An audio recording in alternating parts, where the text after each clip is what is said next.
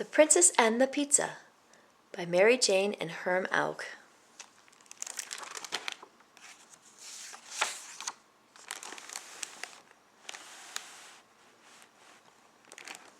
Princess Paulina needed a job. Her father had given up his throne to become a woodcarver and moved them to a humble shack in a neighboring kingdom. Since the king was still learning, his carvings didn't sell, and Paulina's garden barely kept enough on the table. Paulina missed princessing. She missed walking the peacock in the royal garden, surveying the kingdom from the castle tower, and doing the princess wave in royal processions.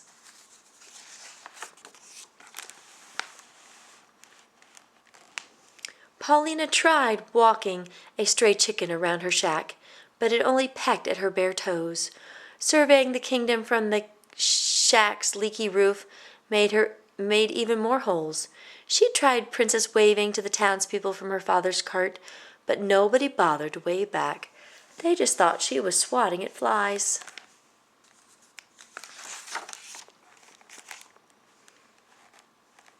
One day a page rode past the shack announcing that Queen Zelda of Blom was seeking a true princess to become the bride of her son, Prince Drupert. "This is my chance to get back at princessing," said Paulina. She rummaged through her trunk of ex-princess stuff and brushed the wood shavings from her best ball gown and blew away the bits of sawdust that clung to her diamond tiara. Then she tucked a piece of garlic into her bodice for good luck, snipped some fragrant herbs to cover up the garlic smell, and headed for the castle.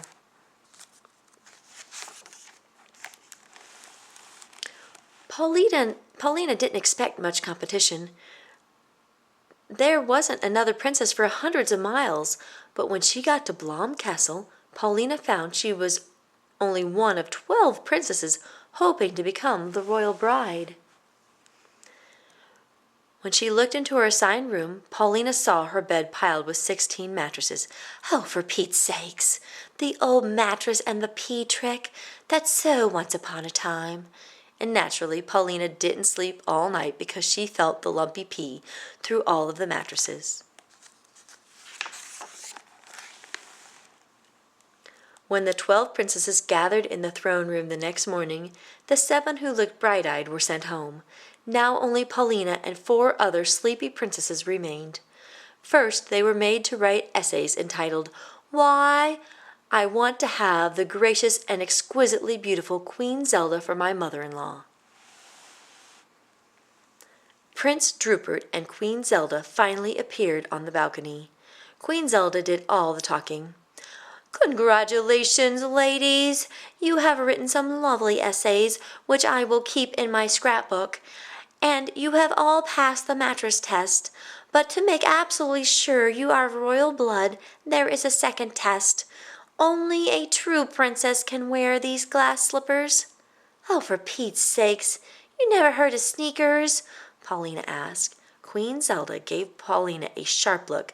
"Nobody said you had to hike in them. Just try them on." After the royal page made his way around the room with the slippers, 2 big-footed princesses were sent home. Now only Paulina and 2 others remained. One was followed around by 7 strange little men, and the other had such a long braid dragging behind her, Paulina kept tripping over it. "For Pete's sakes, you never heard of scissors?" Paulina cried, and Queen Zelda glared at Paulina. "You have all passed the second princess test. Your final task is to cook a feast that proves worthy of being my dear Drupert's wife."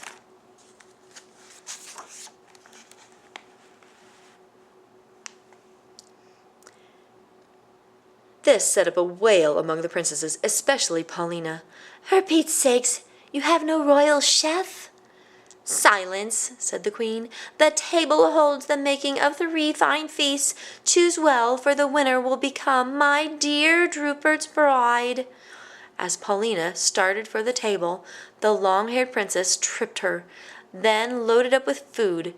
By the time Paulina got there, the 7 strange little men had run off with everything but some flour, yeast, water, 3 overripe tomatoes, and a hunk of stale cheese. "Hey, that's not fair. Queen Zelda, will you help me?" "No," said the queen, "because you have a big mouth." A servant escorted Paulina to her room and locked the door. "Hey, how can I cook without a bowl or spoons or pots?" There was no reply. Paulina tried to make bread, kneading the flour, water, and yeast together, but it only stuck to the tray in a flattened mess. She squished the tomatoes over the dough to brighten it up. It looked awful. She sprinkled cheese gratings over the top. It was still a mess. Paulina was exhausted. "Oh, for Pete's sakes, where's your fairy godmother when you need her? I'm going to take a nap." And she reached under the pile of mattresses, pulled out the offending pea, and climbed into bed.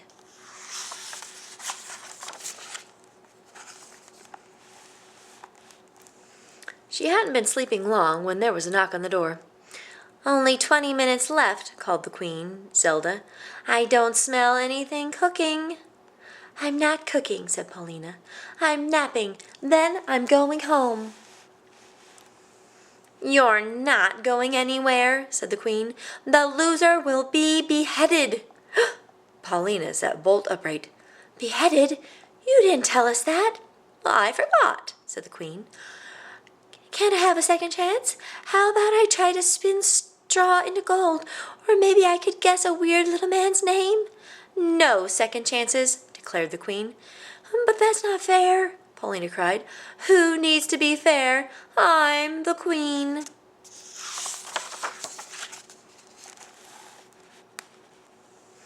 Paulina leaped out of bed and ran to the window, but it was an unbelievably long drop to the ground. The meal was her only hope. She rushed the tray over to the fireplace, stirred the few remaining hot coals, and then crushed her garlic and sprinkled it over the mess for good luck. And finally, Paulina tossed in the herbs to cover up the garlic smell.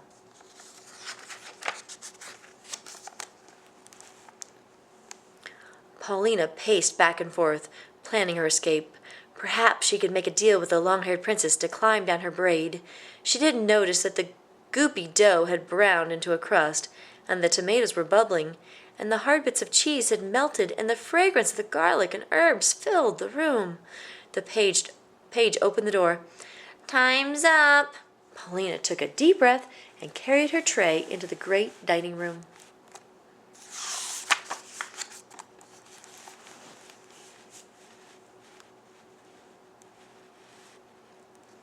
The other princesses had made lovely feasts, especially the one who had the 7 strange little men to help her. Prince Drupert went right to Paulina's tray.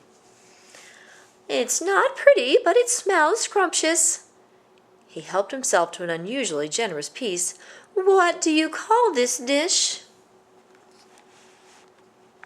Paulina shrugged. "I don't know." "It can't be an official entry in the contest if it doesn't have a name," said the Queen. "Oh, for Pete's sake," Paulina muttered. "What's that?" snapped the Queen. "Pete's what?" Remembering the beheading threat, Paulina frantically tried to think of a name. It's Pete. It's Pizza." The Queen took a big bite. "Odd name, but it's tasty. The winner is Paulina's Pizza." "You mean I won't be beheaded?"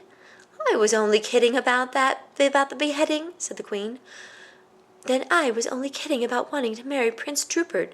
Who needs him? I have other plans." "Will you leave your recipe?" asked the Queen. "No way," said Paulina. "It's just become a family secret." And she headed for the door.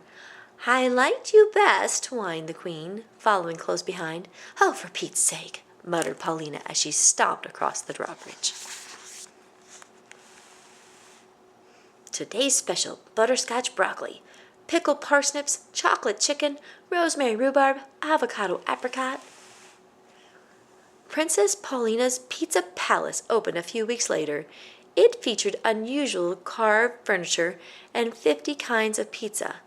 Every Thursday, on the royal chef's night off, Queen Zelda and Prince Drupert came to Paulina's for popcorn and pineapple pizza. and they often stayed to play cards with Paulina's father.